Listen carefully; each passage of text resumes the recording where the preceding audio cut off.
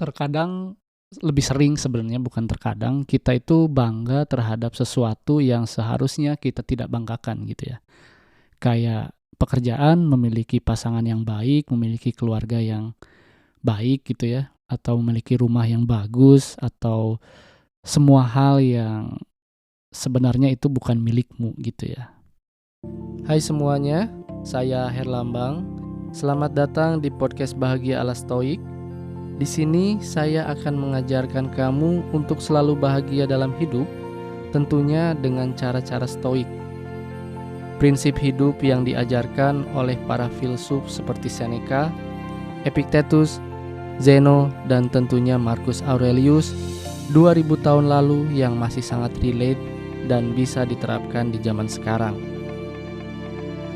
Agar tidak ketinggalan setiap episodenya, jangan lupa follow channel ini dan nyalakan loncengnya. Selamat mendengarkan.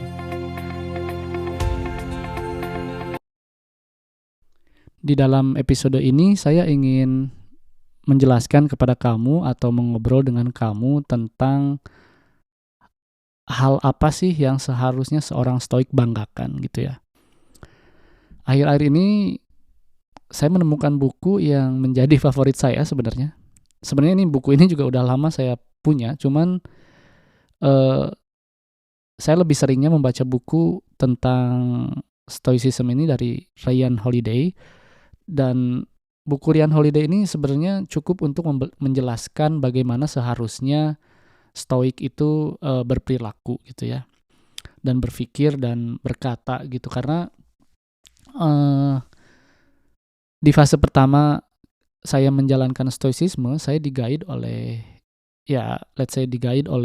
Ryan Holiday, video-videonya, podcastnya, dan buku-bukunya gitu. Dan terutama saya harus mempraktekannya, dan saya mempraktekannya dan menulisnya di jurnal dan merenungkannya gitu ya.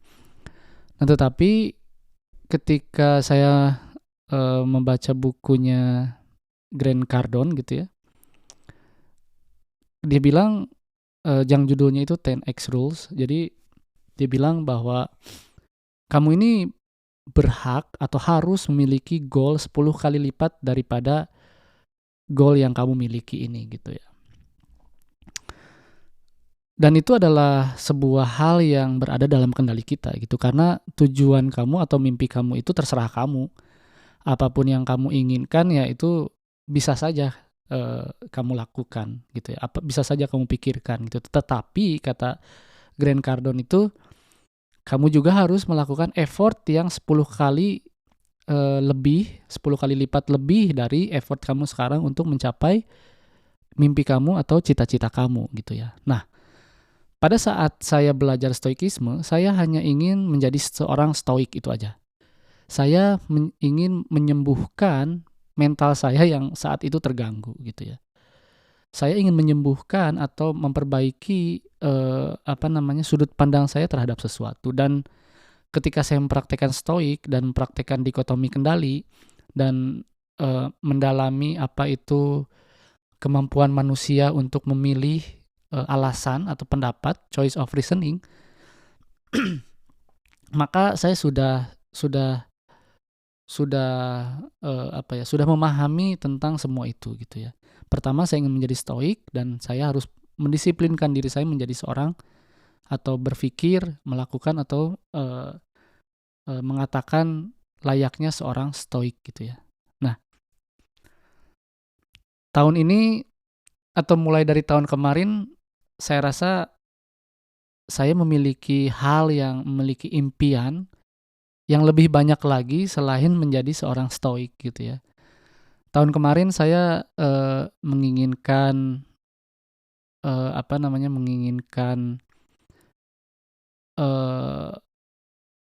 untuk berlari jarak jauh, dan akhirnya tahun kemarin saya memulai latihan saya, dan saya lari pertama itu lari artian race ya. Race di 5 kilo, terus 10 kilo, dan tahun ini saya berhasil mengikuti race atau event half marathon gitu ya, berapa, 21 kilo ya kalau nggak salah, 21 kilo, 22 kilo, karena saya biasa pakai miles, saya tinggal di Amerika, jadi saya biasa pakai miles 13,1 miles, yaitu sekitar 22 kiloan lah.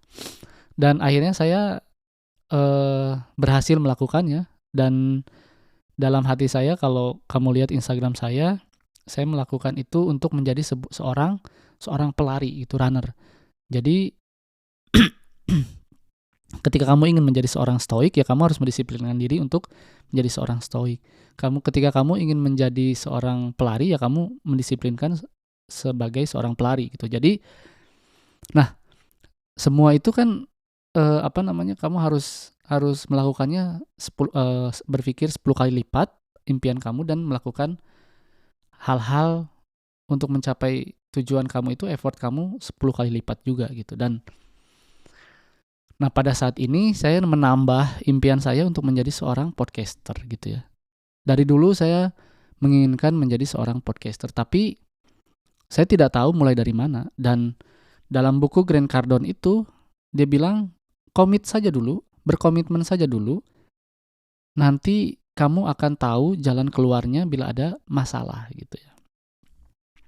Dan memang sebenarnya itu adalah sejalan dengan apa yang saya pelajari, yaitu stoikisme gitu. Karena sesuatu hal itu sebenarnya berada dalam kendali kita. Ketika kamu membaca self-help, filosofi, apapun filosofi yang kamu baca, coba pahami bahwa semua filosofi itu berada atau menyuruh kamu untuk melakukan apa yang bisa kamu lakukan. Kamu membaca itu bukan untuk menjudge orang itu malas, orang itu bukan.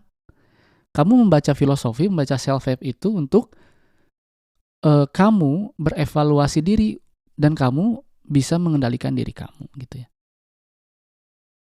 Jadi sekarang itu mimpi saya banyak sekali ingin menjadi seorang stoik. Kenapa ingin menjadi seorang stoik? Karena seorang stoik itu harus mendisiplinkan diri setiap hari. Nggak akan ada yang namanya berhenti untuk mendisiplinkan pikiran gitu ya. Stoik itu adalah komitmen seumur hidup gitu ya. Lalu saya ingin menjadi runner, menjadi pelari. Pelari pun berkomitmen untuk seumur hidup. Ketika kamu ingin menjadi pelari, ya berarti kamu harus berlari setiap hari gitu ya. Ketika saya ingin menjadi podcaster, berarti saya harus rekaman seperti ini dan membaca buku. Ya, satu lagi saya ingin menjadi pembaca buku gitu. Jadi, nah, tadi itu kamu bisa untuk sukses itu, kata Grant Cardone, sukses itu unlimited, sukses itu tidak ada batasannya gitu. Kamu bisa menjadi siapapun yang kamu inginkan. Yang penting effortnya juga harus dikalikan 10 kali lipat. Dan komitmen saja dulu. Nanti ketika ada kesulitan, ya kamu harus kendalikan apa yang bisa kamu kendalikan, yaitu diri kamu gitu ya. Mencari jalan keluar dan segala macamnya gitu. Dan saya pun sekarang ingin menambah goal saya atau impian saya menjadi seorang YouTuber. Tetapi saya belum berkomitmen gitu. Saya masih melakukan atau mendisiplinkan diri untuk menjadi 4 hal ini: stoik, seorang pelari, seorang podcaster, dan seorang pembaca gitu ya. Nah, balik lagi, apa yang sedang saya baca saat ini adalah bukunya Epictetus yang judulnya The Enchiridion. The Enchiridion ini adalah buku panduan atau manual book cara untuk menjadi seorang stoik gitu ya. Dan ini adalah buku yang ditulis sebenarnya oleh Arrian. Dia adalah muridnya Epictetus, dan dia mendengarkan apa yang gurunya sampaikan, yaitu Epictetus, lalu menulisnya. Si Arrian ini menulis bukunya, dikompil dan menjadi buku panduan How to be a Stoic gitu ya.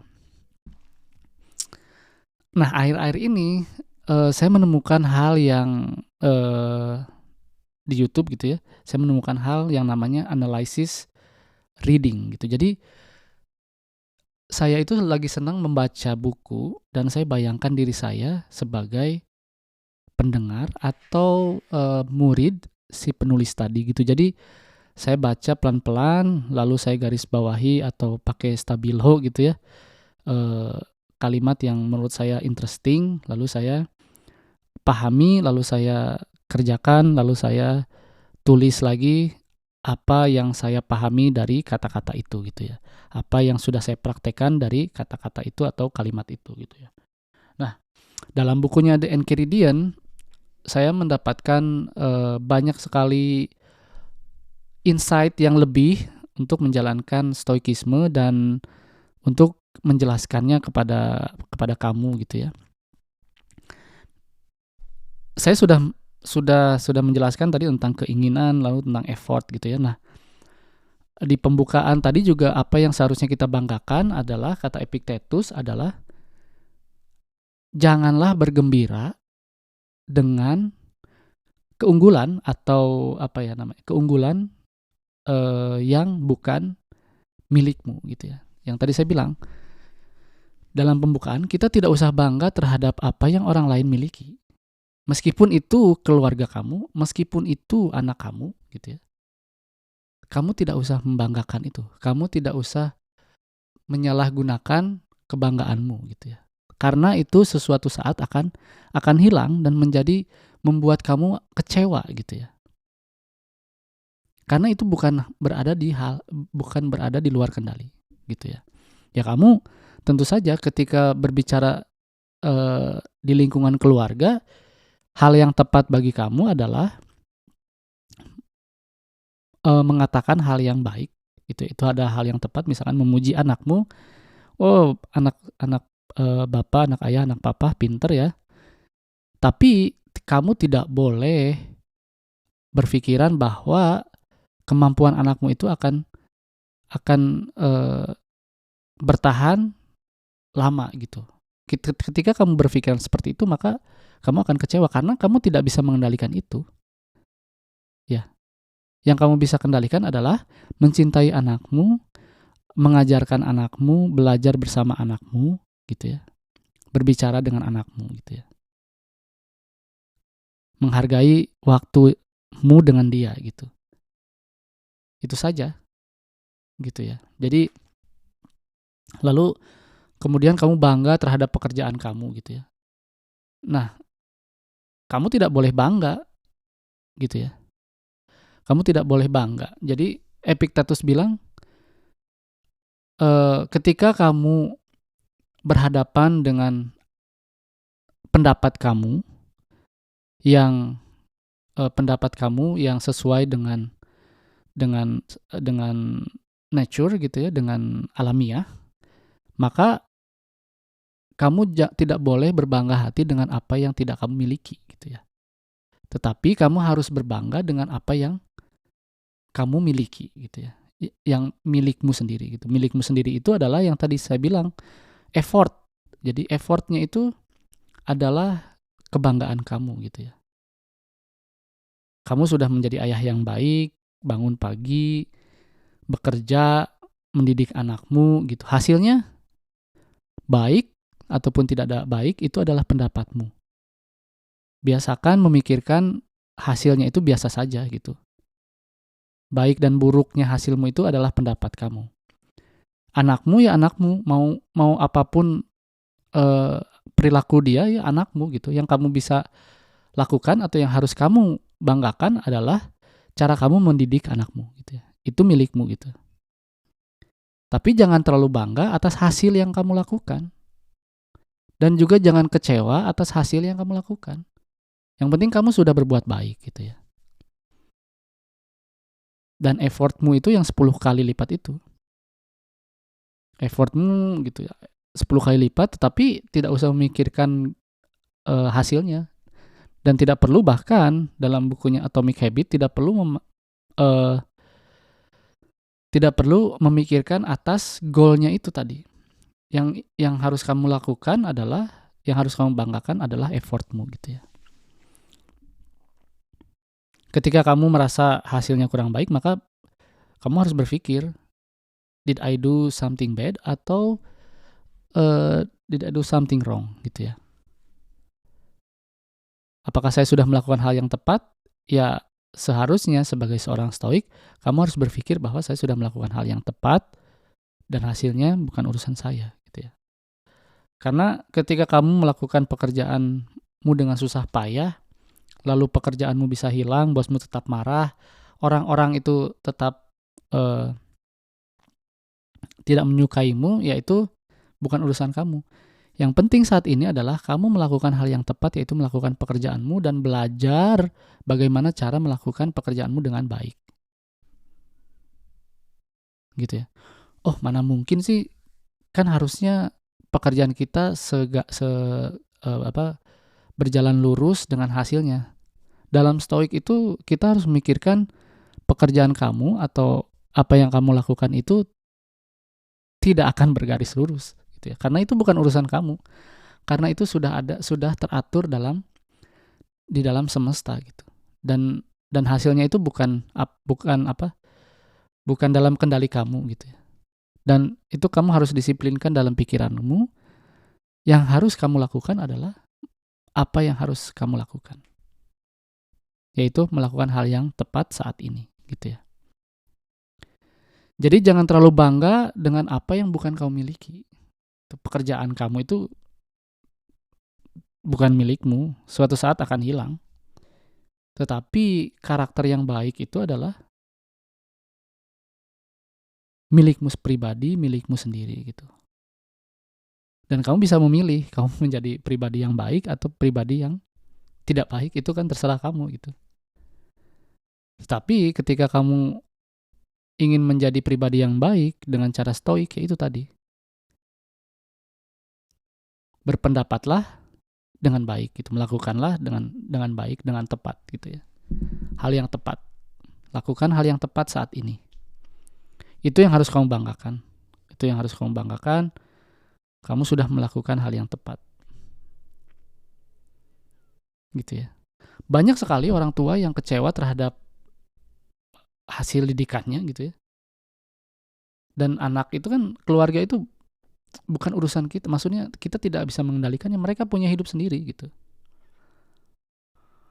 Orang tua sudah berusaha gitu mengarahkan anaknya biar menjadi sesuatu gitu. Tapi lagi-lagi anak juga memiliki pendapatnya sendiri tentang hidupnya sendiri, gitu ya. Maka yang kita lakukan adalah sebagai orang tua, sebagai ayah atau sebagai ibu, ya kita memberikan atau mengajarkan mereka hal-hal yang baik dan mengajarkan mereka hal-hal yang harus dilakukan pada saat menghadapi sesuatu, gitu. Itu saja. Jadi jangan terlalu bangga atas apa yang bukan milikmu, gitu ya. Kamu harus bangga terhadap apa yang kamu miliki, yaitu pribadi yang baik. Terima kasih telah mendengarkan episode ini. Sampai jumpa di episode berikutnya.